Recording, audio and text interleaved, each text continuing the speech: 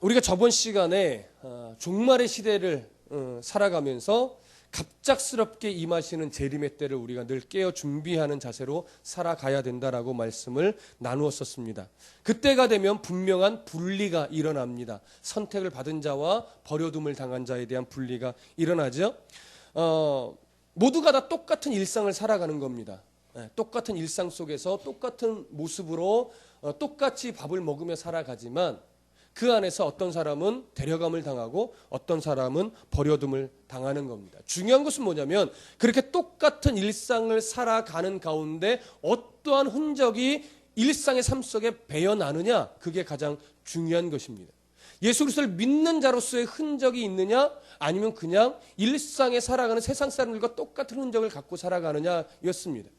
그래서 성경은 그것을 뭐라고 이야기하느냐, 열매로 그 나무를 안다라고 하는 것이었습니다. 여러분, 열매를 맺으라고 성경은 요구하지 않습니다.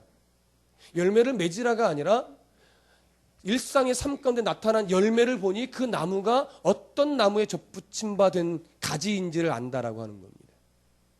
그래서 이 말씀이 굉장히 무섭습니다. 우리가 그냥 단순한 열심을 요구하는 것이 아니기 때문에 그렇습니다. 그래서 예수님께서 오늘 본문의 말씀을 통해서 그렇다면 깨어 준비하는 삶이 무엇이냐, 우리가 그런 흔적을 갖기 위해서 깨어 준비하는 삶을 살아가야 하는데, 그럼 깨어 준비한다는 것이 무엇이냐에 대해서 오늘 본문을부터 시작해서 비유로 몇 가지의 비유를 들어서 그 깨어 준비하는 자의 삶에 대해서 예수님이 오늘 말씀을 하시는 겁니다.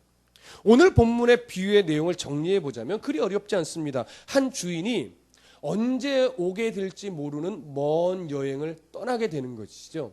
근데 그 먼 여행을 떠나기에 앞서서 자신이 집을 비우는 동안 자신의 종들과 자신의 종들의 그 가족들을 먹이고 입힐 수 있는 충성되고 지혜롭다고 여겨지는 한 종을 세우는 거예요. 누구의 시각에서 충성되고 지혜롭다고 여겨져요? 사람의, 종들의 시선이 아니라 하나 주인이 볼 때 충성되고 지혜로울 것 같다라고 여겨지는 한 종을 세우는 거예요. 그래서 그 종에게 내가 올 때까지 이 종과 종들의 가족들을 때를 따라 먹이고 입혀라 라고 명령을 내려주고 가는 거죠. 그래서 이 종이 주인이 올 때까지 이 자기에게 맡겨진 사명을 잘 감당하면 어떤 복을 줘요? 주인은 모든 소유를 맡기는 복을 줘요. 근데 그 사명을 제대로 감당하지 못하면 엄한 벌을 받게 된다라고 하는 것이 오늘 비유의 내용입니다. 그렇기 때문에 오늘 이 비유의 내용에 있어서 중요한 두 가지 초점은 뭐냐면, 첫 번째 뭐예요? 주인은 분명하게 온다라고 하는 거예요. 이것이 첫 번째 비유가 갖고 있는 초점입니다. 두 번째는 뭐예요? 주인이 항상 내일 올 것처럼 오늘 지혜롭고 충성된 종으로서 일을 해야 된다라고 하는 거예요. 그게 오늘 비유가 갖고 있는 두 가지의 큰 초점입니다. 이 초점을 가지고 오늘 본문으로 들어가야 하는 거죠. 자, 그러면 오늘 본문으로 들어가서 45절부터 여러분 47절까지를 함께 읽어보겠습니다. 시작. 충성되고 지혜 있는 종이 되어 주인에게 그 집사람들을 맡아 때를 따라 양식을 나눠줄 자가 누구냐? 주인이 올 때에 그 종이 이렇게 하는 것을 보면 그 종이 복이 있으리로다. 내가 진실로 너희에게 이르노니 주인이 그의 모든 소유를 그에게 맡기리라. 자, 여기 보시면 예수님이 질문 형식으로 먼저 던지세요. 뭐라고요? 충성되고 지혜 있는 종이 되어 주인에게 그 집사람들을 맡아 때를 따라 양식을 나눠줄 자가 누구냐라고 하는 거예요. 이렇게 질문 형식으로 나간다는 것은 뭔가 예수님이 간절하게 요구한다는 거예요. 누구냐 도대체? 충성되고 지혜 있는 종이 되어서 주인에게 그 집사람, 집에 있는 종들을 맡아서 때를 따라 양식을 나눠줄 수 있는 그 사람이 누구냐 이거예요. 그렇죠? 이 이면에 깔린 건 뭐예요? 여러분들이, 제가 그런 종이 되어야 한다라고 하는 하나님의 요구인 거죠. 여러분, 그렇기 때문에 여러분 예수님의 재림을 기다리는 자세에 대해서 우리가 조금 더 신중하게 생각해 봐야 됩니다. 왜냐하면 예수님의 이 요구는 단순하게 예수님이 재림하실 때까지 예수를 믿으며 기다려야 된다? 이런 좀 소극적인 요구가 아니기 때문에 그래요. 좀 무슨 말인지 여러분 좀 이해가 덜 되실 수도 있는데, 이 요구는요, 예수님이 언제 올지 모르니까 늘 예배해야 된다? 늘 기도하며 예수님을 기다려야 된다? 이러한 소극적인 요구가 아니라고요. 이거는요, 보다 적극적인 요구예요. 적극적인. 어떻게 해요? 충성되고 지혜로운 종으로서 뭐 해야 돼요? 사명을 감당하며 기다리라고 하는 그런 요구예요. 왜 이런 자세를 예수님이 요구하느냐? 잘 들어보세요. 우리가 종말의 시대는 분명히 예수님의 초림부터 재림 때까지 전 기간이 종말의 시대라고 말씀드렸고, 그 사이에는 계속하여 반복적으로 기근도 일어나고 전쟁도 있고 난리도 있어요. 그렇죠? 오늘날만 막 지구가 막 멸망할 것처럼 이런 막 자연재해가 일어나는 건 아니었어요. 그렇죠? 그 이전에도 얼마든지 기근과 재난과 막 그런 일들이 벌어질 때마다 야, 진짜 종말인가 봐. 매해마다 종말이래요. 그렇죠? 일본에 그 기근이 일어날 때도 우리는 종말인 줄 알았어요. 많은 사람이. 근데 요즘에도 또 종말이래요. 앞으로도 진짜 종말인가 봐 이런 얘기는 수없이 할 거예요. 그 진짜 종말은 언제까지 진짜 종말인지 모르겠어요. 그렇죠? 그래서 우리가 갖고 있는 이 생각 속에는 항상 어떠한 이미지가 있냐면, 역사가, 지구의 환경이 종말로 치닫는 것처럼 우리가 생각한단 말이에요. 그렇죠? 그러나 저번에 시간에도 말씀드렸어요. 종말은, 세상의 끝은 환경이 망하고 핵전쟁으로 망하는 그런 식의 종말이 아니라고요. 종말은 무엇이 종말이에요? 갑자기스럽게 예수님이 재림하시는 그때가 종말이에요. 지구가 망하는 것으로 가는 것이 아니란 말이에요. 역사가 끝나는 것이 아니라고요. 예수님이 갑작스럽게 임하는 것이 세상의 끝이에요. 그러면 그 세상의 끝을 우리가 짐작할 수 있는 것, 날짜와 시간을 알 수 없지만 무엇으로 짐작한다고요? 세상의 끝이 오는 예수님이 재림하시는 목표 지향이 무엇으로부터 기인된다고 말씀드렸어요? 복음이 충만하게 증거되어지는 것. 그것이 목적지예요.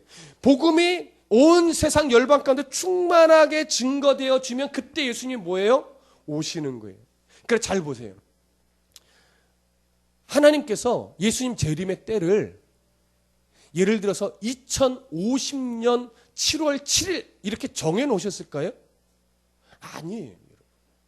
그러나 몰라서 하나님이 그렇게 안 하실까요? 하나님이 하실 수 있어요. 날짜요, 정확하게 2000 몇십 년, 몇 월, 며칠, 몇 분, 몇 초에 오신다라고 정하실 수 있어요. 그러나 정하시지 않으셨어요. 왜요? 복음이 충만하게 이 온 세상 열방 가운데 전해지는 그때 예수님이 재림하시게 하실 텐데, 하나님이 기계적으로 복음이 증거되어지게 안 하셨어요. 하나님은요, 성도들을 전 인생을 걸쳐서 끊임없이 설득하시고, 끊임없이 기다려주시고, 끊임없이 푸시하시고, 끌어당기시면서 우리의 삶이, 우리의 인격이 스스로 하나님 아버지 앞에 순종하여 복음을 증거하는 삶을 살아가도록 그렇게 섭리하신단 말이에요. 억지로 막 정신을 획가닥하게 만들어서 막 복음 전하는 자로 살아가게 하는 이런 식이 아니에요, 여러분.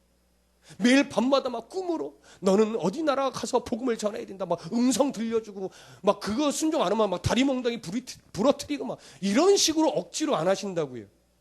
대부분의 하나님의 섭리는요, 기다려주시고 누군가를 만나게 하시고 복음의 메시지를 듣게 하시고 성경을 읽게 하시고, 그러면서 하나님의 마음이 가슴속에 깨달아지게 하시고, 그런 식으로 사람을 바꿔가시고 변화시켜 가시고 설득시켜 가시면서 복음을 증거하는 삶을 살아가게 하셔요. 어떤 사람은 선교지로, 어떤 사람은 내가 살고 있는 그 자리에서, 어떤 사람은 직장에서, 어떤 사람은 섬으로, 어떤 사람은 시골로, 그렇게 하나님이 마음을 주시고 이끌어가면서 복음을 전하는 삶을 살게 하신다고요. 그러한 삶이, 그렇게 복음이 전해지는 게 충만하게 되면 예수님이 오시는 거예요. 그러니까 결국 복음이 충만해지는 사건은 누구를 통해서요? 우리 한 사람 한 사람을 통해서 전해져요. 우리와 같이 복음을 증거하는 삶을 살아가는 사람이 일동 지역에만 필요한 것이 아니라 안산 지역에 필요하고 대한민국 땅에 필요하고 에티오피아니 뭐 동남아시아니 유럽이니 다 필요한 거예요. 그렇게 충만해질 때 예수님이 재림하십니다. 그러니까 우리가 적극적으로 뭐가 필요해요? 복음을 증거하는 자로서의 삶이 필요해요. 그 삶이 모여질 때 충만해지고, 그렇게 충만해질 때 예수님이 오시는 거예요. 그러니까 단순하게 나 혼자 예배 잘 드리면 되지 라고 하는 것은 예수님의 재림을 기다리는 깨어 준비하는 자의 자세가 아닌 거예요. 예전에 이단처럼 예수님 곧 오실 테니까 직장도 필요 없고 공부도 필요 없고 우리가 하얀 옷을 입고 산에 올라가서 가장 빨리 예수님을 맞이해야 된다, 이런 식의 논리는 깨어 준비하는 자의 자세가 아니란 말이에요. 산 꼭대기에 올라가는 이유가 뭐였는지 아십니까? 빨리 예수님 만나기 위해서. 그런 식의 기다림이 아니에요, 여러분. 그건 소극적인 기다림이에요. 어떤 사람은 그게 굉장히 적극적인 기다림처럼 여겨지지만 성경에 비춰보면요, 그러한 자세, 나만 기도하고 예배하고 하면서 내가 예수님을 빨리 만나는 것, 그게 굉장히 소극적인 자세예요. 성경에서 말하는 건요, 적극적인 자세예요. 어떻게 해요? 복음을 드러내는 자의 삶을 통해서. 그러한 삶이 온 세상 곳곳에 모이는 거예요. 충만해지는 거예요. 그것이 예수님의 재림을 뭐예요? 어떻게 보면 앞당기는 거예요. 앞당기는 거예요. 하나님은 그렇게 충만해질 때 예수님의 재림을 허락하신단 말이에요. 그러니까 오늘 우리의 삶이 굉장히 중요해요. 여러분 잘 생각해 보세요. 정말 예수님이 언제 오실지 모르지만 하나님이 예수님의 재림을 보내시는 시기가 좀 더뎌질 수 있잖아요. 우리가 생각하는 것보다. 그러나 개인의 종말은 언제 올지 몰라요. 예수님이 오실 때가 더뎌지면 내가 예수님 만나러 갈 때가 온단 말이에요, 속히. 그것을 생각할 수 있는 성도가 되셔야 돼요. 그래서 우리가 이 적극적인 자세로 재림의 때를 기다려야 됩니다. 조금 더 성경 본문으로 들어가 볼게요. 그러면 때를 따라, 여기 45절의 중반 이후에 때를 따라 양식을 나눠준다 라고 하는 것이 무슨 의미인지를 우리가 조금 더 생각해 볼 필요가 있는데, 요한복음 한번 찾아가 보시죠. 요한복음 21장. 성경 뒤편을 조금 더 넘어가 보시면 마태, 마가, 누가, 요한복음이 나옵니다. 요한복음 21장 15절에서부터 17절까지.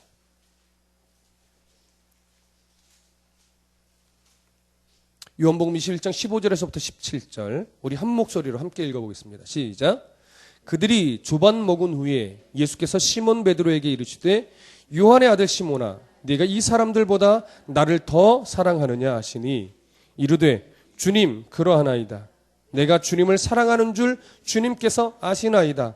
이르시되 내 어린 양을 먹이라 하시고, 또 두 번째 이르시되 요한의 아들 시몬아, 네가 나를 사랑하느냐 하시니 이르되 주님 그러하나이다. 내가 주님을 사랑하는 줄 주님께서 아시나이다. 이르시되 내 양을 치라 하시고, 세 번째 이르시되 요한의 아들 시몬아, 네가 나를 사랑하느냐 하시니 주께서 세 번째 내가 나를 사랑하느냐 하심으로 베드로가 근심하여 이르되 주님 모든 것을 아시오매 내가 주님을 사랑하는 줄 주님께서 아시나이다. 예수께서 이르시되 내 양을 먹이라. 여러분, 예수님이 베드로에게 네가 나를 사랑하느냐는 질문을 몇 번 하셨어요? 3번 하셨어요. 왜 3번일까요? 이런 질문은 지금은 하지 마십시다. 나중에 이 부분을 강해하게 되면 그때 하십시다. 3번을 질문하셨어요. 그렇죠? 그때마다 베드로는 뭐라고 대답합니까? 네, 사랑합니다. 그렇죠? 네, 사랑합니다. 사랑해요. 사랑한다고요. 그때마다 예수님의 반응은 뭐였어요? 그러면 내 양을 먹이라. 그러면 내 양을 치라. 그러면 내 양을 먹이라였어요. 자, 보세요. 우리가 갖고 있는 생각 속에 하나는 뭐냐면 예수님을 사랑하면 다인 것처럼 우리가 생각될 수 있어요. 그렇죠? 그러나 예수님이 원하는 건 뭐예요? 네가 나를 사랑하는 것만으로는 안 된다. 그렇죠? 사랑해야 되는 게 마땅하다. 사랑한다면 그 사랑하는 것이 무엇으로 드러나야 돼요? 내 양을 먹이는 것으로 드러나야 되는 거예요. 여러분, 산상수훈, 마태복음 5, 6, 7장의 산상수훈의 결론과 똑같습니다. 마태복음의 산상수훈 결론 기억나세요? 하나님을 사랑하는 것이 첫 번째, 산상수훈의 결론은요. 하나님을 사랑하는 것을 이웃사랑으로 증명해내는 것이 산상수훈의 결론이에요. 결국 뭐예요? 네가 나를 사랑하느냐? 사랑합니다. 그렇다면 그 사랑이 사랑으로 끝나는 것이 아니라 내 양을 먹이는 것으로 드러나야 된다라고 하는 거예요. 내 양을 먹이는 것으로, 내 양을 치는 것으로 드러나야 된다라고 하는 거예요. 그러니까 결국 여러분, 내 양을 먹이는 것, 내 양을 친다는 것, 그것이 무엇인지를 우리가 정확한 인식이 필요해요. 자, 한 구절 더 보시죠. 마태복음 13장 51절 52절. 마태복음 13장 51절 52절. 자, 함께 읽어보겠습니다. 마태복음 13장 51절 52절 시작. 이 모든 것을 깨달았느냐 하시니 대답하되 그러하오이다. 예수께서 이르시되 그러므로 천국의 제자된 서기관마다 마치 새 것과 옛 것을 그 곳간에서 내오는 집주인과 같으니라. 자, 천국의 제자된 뭐마다요? 서기관마다. 무엇과 무엇을요? 새 것과 옛 것을 그 곳간에서 내오는 집주인과 같다고요. 그러면 여기서 말하는 새 것과 옛 것은 뭘 말할까요? 신약 성경의 말씀과 구약 성경의 말씀을 상징적으로 의미하고 있습니다. 그러니까 천국의 제자된 서기관은 그 하나님의 말씀 창고에서 무엇을 꺼내야 돼요? 하나님의 말씀을 꺼내서 그 백성들을 먹여야 된다고요. 바르게 먹여야 된다고요. 근데 당시 서기관들이 이 사명을 제대로 감당했습니까? 아니요, 감당 못했어요. 그래서 예수님이 그 서기관들에게 늘 책망했어요. 마태복음 21장으로 다시 한번 넘어가 보시죠. 마태복음 21장. 마태복음 21장 13절. 함께 읽어보겠습니다. 시작. 그들에게 이르시되 기록된 바 내 집은 기도하는 집이라 일컬음을 받으리라 하였거늘 너희는 강도의 소굴을 만드는도다. 이 사명을 제대로 감당하지 못한 자들에 대한, 지도자들에 대한, 서기관들에 대한 하나님의 예수 그리스도의 강력한 책망입니다. 한 구절 더 보시죠. 23장 13절. 마태복음 23장 13절. 함께 읽어봅니다. 마태복음 23장 13절 시작. 화 있을진저 외식하는 서기관들과 바리새인들이여 너희는 천국문을 사람들 앞에서 닫고 너희도 들어가지 않고 들어가려 하는 자도 들어가지 못하게 하는도다. 하나님의 말씀의 곳간에서 꺼내어 바르게 말씀을 먹여서 하나님을 알게 하고 하나님의 뜻을 깨닫게 하고 그래서 복음을 전하는 자로 양을 치는 자로 살아가게 만들어야 될 자들이 오히려 말씀을 먹이지 않고 오히려 천국 복음을 증거하지 않고 자기도 들어가지 않고 들어가려 하는 자도 들어가지 못하게 막는 이런 짓을 한다라고 하는 거죠. 이것이 예수님의 책망이고 이 모습이 말씀을 먹이지 않는 전형적인 삶의 모습입니다. 그러니까 보세요. 말씀을 바르게 전하지 않고 또 말씀을 바르게 듣지 않으면 우리는 예배하는 강도가 될 수 있어요. 우리는 기도하는 강도가 될 수 있어요. 찬송하는 강도가 될 수 있다고요. 헌금하는 강도가 될 수 있다고요. 여러분 굉장히 이거 무서운 얘기입니다. 예배하는데 하나님 앞에 예배한다고 예배하는데 나의 예배의 모습이 오히려 다른 사람을 천국문에 못 들어가게 하는 그런 자의 모습이 될 수 있다라고 하는 거예요. 기도하는데 내 기도하는 모습이 오히려 누군가에게 천국문을 가로막는 그런 강도와 같은 짓을 하는 기도가 될 수도 있다라고 하는 거예요. 찬송하는데, 헌금하는데 그것이 하나님 앞에서 바른 모습이 아니라면 누군가의 천국문을 가로막는 그런 결과를 낳을 수 있다라고 하는 거예요. 근데 여러분 이 말씀은요, 먼저 누구에게 해당되는 예수님의 요구냐면 목사들에게 해당하는 요구입니다. 성도들이 가장 잘 넘어지는 것이 누구 때문이냐면 목사 때문이에요. 강단에서만 거룩한 목사. 그렇죠? 삶에서는 말씀대로 살아가는 흔적이 전혀 없는 강단에서만 거룩한 척하는 목사.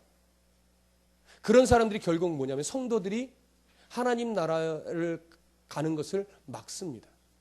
성도의 신앙을 정체시킵니다. 성도의 신앙을 퇴보시킵니다. 그래서요, 목사도요, 설교하는 강도가 될 수 있어요. 굉장히 무서웠습니다. 여러분 기도해 주십시오. 제가 설교하는 강도가 되지 않도록 여러분 기도해 주셔야 돼요. 그럼 보십시오. 목사를 통해서 성도들이 구약의 말씀, 신약의 말씀을 먹고 바르게 전할 때 바르게 먹는다면 바르게 전한다는 것이 먼저 뭐예요? 세련되게 설교한다는 얘기예요? 아니에요, 여러분. 세련되게 설교하는 것은 2차, 3차 문제예요. 말씀을 정직하게 하나님을 두려워할 줄 아는 자세로 정직하게 전한다라고 하는 거예요. 도대체 예수님이 하나님이 왜 이 구절을 여기에 적어놨는지 그 이유와 의도를 알고 그 하나님 마음을 바르게 전한다라고 하는 거예요. 근데 전하는 것으로 끝나는 것이 아니라 그렇게 전하는 대로 목사가 살아야 그 말씀에 뭐가 있어요? 생명력이 생기는 거예요. 그러니까 목사도 결국은 입으로만 설교하는 것이 아니라 삶으로 설교해야 되는 거죠. 그래서 두려워요. 왜? 저도 연약해서 이렇게 못 살거든요. 근데 이렇게 저도 살아야 돼요. 그럴 때 성도들의 신앙이 어떻게 해요? 그럴 때 자라요. 그러니까 요 2, 3년 목회했다고 제가 목회는 이렇게 하는 거야 말할 수 없어요. 큰 교회 요즘 쑥쑥 넘어지지만 그런 교회 욕할 수 없어요. 왠지 아세요? 지금은 저는요, 지금의 제 위치는 정직할 수밖에 없어요. 그렇죠? 어느 때 제가 여러분들 앞에서 자신 있게 말할 수 있냐면 교회가 더 규모가 커졌을 때, 성도가 더 많아졌음에도 불구하고 제가 계속하여 말씀 앞에 순전하고 정직하게 목회하고 있다면 그때는 자신 있게 말할 수 있겠죠. 이렇게 목회해야 됩니다. 근데 지금은 아니에요. 지금은 정직할 수밖에 없는 시기에 아직 저의 연륜은. 그래서 제 입이 점점 닥쳐집니다. 함부로 말을 못 하겠어요. 큰 교회 욕하는 거예요. 큰 교회 이렇게 변질된 교회를 말하는 거예요. 뭐 큰 교회라고 다 나쁜 것이 아니라 그렇게 넘어지는 어른 목사님들, 그렇게 세상의 분란의 중심에 있는 교회들을 제가 함부로 손가락질을 못 하겠어요. 왜? 저도 그 정도 됐을 때 그렇게 안 하고 있어야 그때는 조금 더 자신 있게 말할 수 있겠지. 그렇죠? 여러분들 마찬가지입니다. 저와 함께 말씀으로 그 씨름을 해 나가실 거예요. 그러면 여러분들도 그런 위치에 먼저 말씀을 받은 자의 수준에 서겠죠. 그렇죠? 그러면 첫 번째는 목사에게 주는 경고요. 두 번째는 목사와 함께 신앙을 생활을 하면서 말씀답게 살아가서 먼저 말씀을 받은 자로서 여러분들도 이제 이 말씀의 경고의 대상이 돼요. 누구 앞에서? 말씀을 이제 막 배워가는 새로운 성도 앞에서. 그러니까 목사에게만 해당하는 말이 아니라 목사가 1순위로 받아야 될 경고요. 먼저 믿은 자들이 받아야 될 또 경고입니다. 그래서 여러분, 예를 들어 집사 직분을 받았다, 권사 직분을 받았다, 장로 직분을 받았다. 굉장히 무서운 겁니다. 왜요? 그에 따른 이 경고의 말씀. 외식하는 자들아, 너희가 배나 더 지옥 자식 역할을 하는구나. 이 책망이 뭐가 되기 때문에? 대상자가 되기 때문에. 그래서 여러분, 직분을 받는다라는 것, 여러분 굉장히 무서운 거예요. 굉장히 무서운 거예요. 집사가 뭐 저래, 목사가 뭐 저래, 이 소리 듣기 시작하면요, 그건 끝난 거예요, 여러분. 끝난 거예요. 이렇게 살아야 되는데 못 살으니까. 그러면 어떻게 해요? 그 소리를 하는 사람으로 하여금 어떻게 됐다는 얘기예요. 나의 그런 위선적인 행동이 그 사람으로 하여금은 천국에 가는 문을 뭐예요? 막아버리게 된 거예요. 그러니까 하나님의 이 책망을 받는 거죠. 네가 지옥, 천국에 가려는 사람도 막고 있구나. 네가 배나 더 지옥 자식 역할을 하는구나. 이 책망을 받을 수 있단 말이에요. 저뿐만이 아니라 여러분들도 마찬가지예요. 그러니 예수 믿는다라고 하는 것이 쉬운 일이냐고요. 단순하게 마음의 평안을 얻고 안식을 얻는 그 차원에서 머무르는 거냐고요. 아니에요. 처음 신앙의 시작은 그 위로와 그 안식과 그 평안으로 시작할 수 있어요. 그리고 그게 맞아요. 그런데 신앙의 연륜이 오래되어지고 하나님을 조금씩 더 알아가게 되고 하나님 마음을 깨달아 알게 되어가면 갈수록 우리는 더 이런 적극적인 자세로 예수 그리스도를 기다려야 되는 거예요. 그래서 우리에게 필요한 삶의 자세가 뭐냐? 로마서 12장으로 가보겠습니다. 로마서 12장 2절 말씀. 제가 개인적으로 참 좋아하기도 하고 늘 두려운 말씀인데 로마서 12장 2절 말씀 함께 읽어보겠습니다.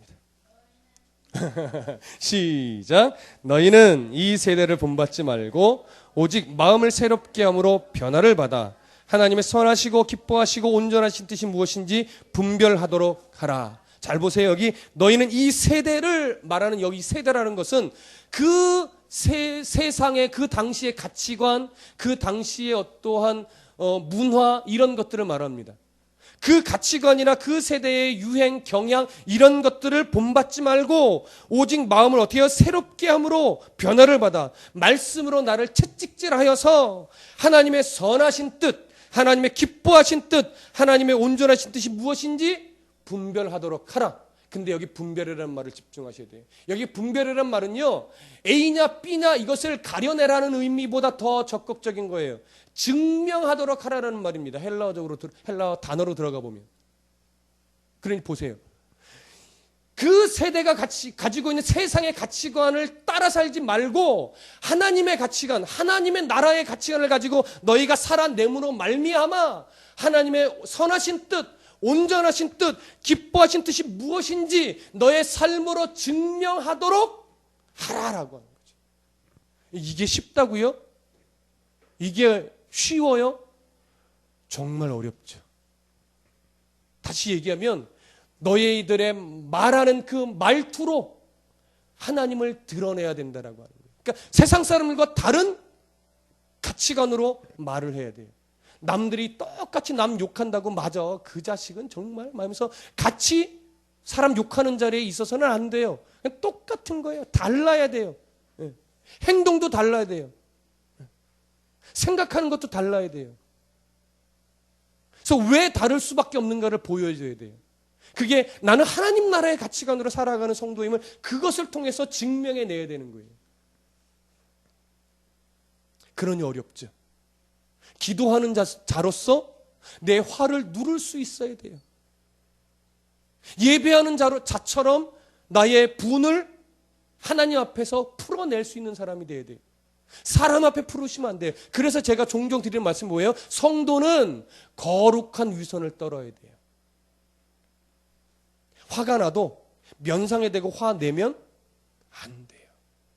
물론 상황마다 다르지만 하나님 앞에서 그 화를 토해내시고 사람 앞에서는 또 뭐예요? 웃어주는 거예요. 정말로 막 싫은데 저 사람 얼굴 보기도 싫은데 하나님 때문에 참을 수 있어야 돼요. 그래서 우리가 쉽게 장난말로 하잖아요. 아유 내가 예수만 안 믿었어도 그거예요. 그렇게 사셔야 되고 예수 믿기 때문에 내가 참는 예수 믿기 때문에 내가 그 얼굴 앞에서 내가 웃어줄 수 있는 이 싸움 어렵죠. 목사라고 쉽다고요? 천만의 말씀이에요. 목사도 참 어려워요. 근데 그 싸움을 하는 것이 뭐냐면 깨어 준비하는 거예요. 깨어 준비하는 거예요. 왜냐면 어렵죠. 그런데 여러분 이렇게 우직하게 이 말씀대로 살려고 내가 세상 속에서 그 역할을 감당할 때 말과 생각과 행실을 정말 조심하게 내가 이렇게 행동할 때 예수님이 드러날까? 이렇게 말하면 하나님이 욕먹지 않을까? 이런 두려움과 이러한 생각 가지고 내가 우직하게 살아갈 때 우리에게 예수님이 약속한 복이 뭐냐? 자, 46절, 47절 한번 다시 읽어보겠습니다. 시작. 주인이 올 때에 그 종이 이렇게 하는 것을 보면 그 종이 복이 있으리로다. 내가 진실로 너희에게 이르노니 주인이 그의 모든 소유를 그에게 맡기리라. 자 보세요. 주인의 모든 소유를 맡긴대요. 주인의 모든 소유를 맡긴다라고 하는 것을요, 여러분 오해하면 그래 하나님이 좋은 것으로 막 가득가득 주신다는 얘기겠구나 이렇게 여겨질 수 있지만 그거 아니에요. 일거리만 늘어난다라고 하는 거예요. 일거리만. 해야 될 일만 많아지는 거예요. 섬겨야 될 것, 희생해야 될 것, 봉사해야 될 것, 하나님의 나라를 위해서 내가 해야 될 일들이 많아. 더 많이 기도해야 되고, 더 많이 섬겨야 되고, 더 많이 희생해야 되고, 더 많이 낮아져야 되고, 이런 일들만 더 많다라고 하는 거예요. 현실적으로 재물을 준다, 건강을 준다, 이거 아니란 말이에요. 여기서 말하는 복은. 그러니까 여러분, 이 복이 사실 우리의 성에 안 차는 거예요. 성에 안 차는 거예요. 하나님 이 복도 좋은데요. 좀 느낄 수 있는 복을 주시면 안 돼요? 좀 내가 느끼고 우와 할 수 있는 이런 복도 좀 주시면 안 돼요? 이렇게 나가는 거예요. 왜? 이 복의 가치가 성에 안 차니까. 그런데 여러분, 이 복의 가치를 알게 되면요, 이게 진짜였구나. 이걸 깨닫게 되는 거예요. 그러니까 지금은 아직 이 복의 가치를 잘 못 느낄 수 있어요. 그런데 성경을 같이 알아가게 되고 성경 속에서 하나님의 마음과 하나님이 예비하신 것의 가치를 계속 성경을 통해서 배워가게 되면 내가 이 복을 내가 오늘 받고 있다는 것이 정말 감사한 거구나. 하나님 다른 거 안 주셔도 돼요. 내가 이 복을 갖고 있다는 것으로 충분해요 라고 하는 진실한 고백이 여러분 나오게 돼 있어요. 안 주셔도 돼요 하나님. 이제 충분한 걸 이제 제가 알았어요 라고 하는 고백이 나온다고요. 그때까지 우리는 훈련 받아야 돼요. 그때까지 우리는 말씀과 계속 씨름해야 돼요. 아직 우리가 이 복의 가치를 모르니까요. 여러분 마태복음 25장 21절에서 이렇게 말합니다. 그 주인이 이르되 잘하였도다 착하고 충성된 종아 네가 적은 일에 충성하였으며 내가 많은 것을 네게 맡기리니 네 주인의 즐거움에 참여할지어다. 예수님이 약속한 건 두 가지밖에 없어요. 처음에는 칭찬. 잘했어 야 너 정말 잘했어. 이 칭찬 하나 있어요. 그리고 또 하나 뭐예요? 내가 또 더 많은 일거리를 줄게. 그 일을 통해서 나의 즐거움에 참여해라. 이 얘기는 뭔지 아세요? 돈이 줄 수 없는 진짜 기쁨을 알게 된다라고 하는 거예요. 세상에 유희가 주지 못하는 진짜 하늘나라의 즐거움, 한 영혼이 주께로 돌아오는 그로 인해서 하나님이 기뻐하는 그 기쁨에 내가 참여하게 되니까 내가 복음을 위해 살아간다는 것이 이렇게 가치 있구나. 내가 가난하여도, 내가 건강이 좀 없어도, 내가 좀 명예가 없이 정말 낮은 자로 살아도 내가 복음을 위해서 한 영혼을 바라보며 살아갈 때 와 하나님이 기뻐하는 모습을 내가 가슴으로 느끼는 거예요. 하나님 그거면 충분하군요. 네, 그거면 충분합니다. 이 고백, 욥이 했던 그 고백과 같은 고백 여러분 우리도 하게 될 겁니다. 여러분 아직 모르시겠죠? 괜찮아요. 여러분 저와 함께 계속 말씀을 나눌 때 이 복의 가치가 여러분 알게 될 겁니다. 오늘 본문으로 다시 돌아오셔서 48절에서부터 51절까지 읽어보겠습니다. 48절에서부터 51절 시작.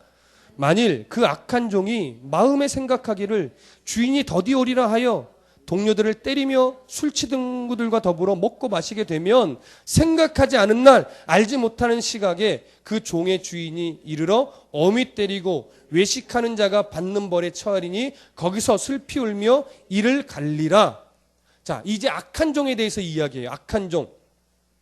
충성된 종이 받는 복이 주인의 모든 소유를 맡아 더 많은 일을 하게 되는 것이라면 악한 종은요, 주인이 더디 온다고 생각하여서 주인에게 맡겨진 권한을 함부로 쓰는 거예요. 그러면 이 악한 종이 주인이 더디 온다라고 여기게 된 건 어느 시점일까요? 우리가 정확하게 말할 수는 없지만 아마 이럴 겁니다. 자신이 이때쯤이면 오시겠구나 생각했는데 안 오시는 거죠. 그래서 그래? 좀 늦게 오실래나? 이제는 이때쯤은 오시겠지 했는데 뭐예요? 안 오시는 거죠. 그러다 보니까 주인이 언제 오실지도 모르겠고 보니까 안 오실 것 같은데 뭐 하면 그러면 내가 충성할 필요가 뭐 있어? 하면서 자기 마음대로 주인이 준 권리를 마음대로 썼다라고 하는 거죠. 동물을 때리고 같은 종들을 때리고 술 먹고 그 술 친구들과 어울려서 쾌락을 즐기는 그런 자기 소견에 오른 대로의 삶을 함부로 막 살았다라고 하는 거예요. 그러니까 주인이 올 때를 준비하지 않는 그런 모습으로 살았다라고 하는 거죠. 그래서 악한 종이라는 책망을 받게 되는 거예요. 여러분 상식적으로 이건 좀 알아두실 필요가 있는데 예수님의 제자들이 복음서를 쓸 때 예수님이 죽으신 이후에 30년 후쯤부터 대략 30년 후쯤부터 복음서를 쓰기 시작합니다. 왜 예수님이 돌아가신 후에 예수님의 행적을 잊어버리기 전에 빨리 복음서를 쓰지 않았을까요? 여러분 같으면 그때 일들을 기억하여 미리 좀 정리하면서 빨리 쓰지 않았겠어요? 근데 예수님의 제자들은요, 빨리 복음서를 안 썼어요. 30년이 넘어간 이후에서나 드디어 복음서를 하나둘씩 쓰기 시작했단 말이에요. 왜 그러냐면 그 당시 예수님의 제자들을 포함해서 많은 기독교인들이 갖고 있던 예수님의 재림에 대한 기대는 뭐냐면 임박한 재림이었어요. 곧 오신다. 내가 죽기 전에 곧 오신다. 그러니 복음서를 쓸 이유가 있어요, 없어요? 없다고요. 곧 오시는데 말로 그냥 전해도 충분한데 라고 여겨졌던 거죠. 근데 제자들이 10년이 지나도 안 오셔, 20년이 지나도 안 오셔, 30년이 지나도 안 오시니까 점차 재림에 대한 시각이 바뀌어가는 거죠. 이거 아닌가 보다. 그러면서 조금씩 재림에 대한 시선을 바꾸게 되다 보니까 뭐가 필요해요? 예수님에 대해서 바르게 알려야 되겠다. 그래서 복음서가 기록이 되기 시작하는 겁니다. 그러니까 제자들은 바르게 간 거죠. 바르게 반응한 거죠. 그러나 대다수의 많은 사람들은 예수님의 재림에 대한 오해, 재림에 대한 잘못된 시각으로 인해서 삶 자체가 바뀌어버린 거예요. 슈바이처 박사 같은 경우 아프리카의 의료 하는 그 자로 얼마나 유명합니까? 근데 그가 갖고 있던 재림은요, 뭐냐면 재림 지연설이었어요. 예수님의 재림이 늦어진다.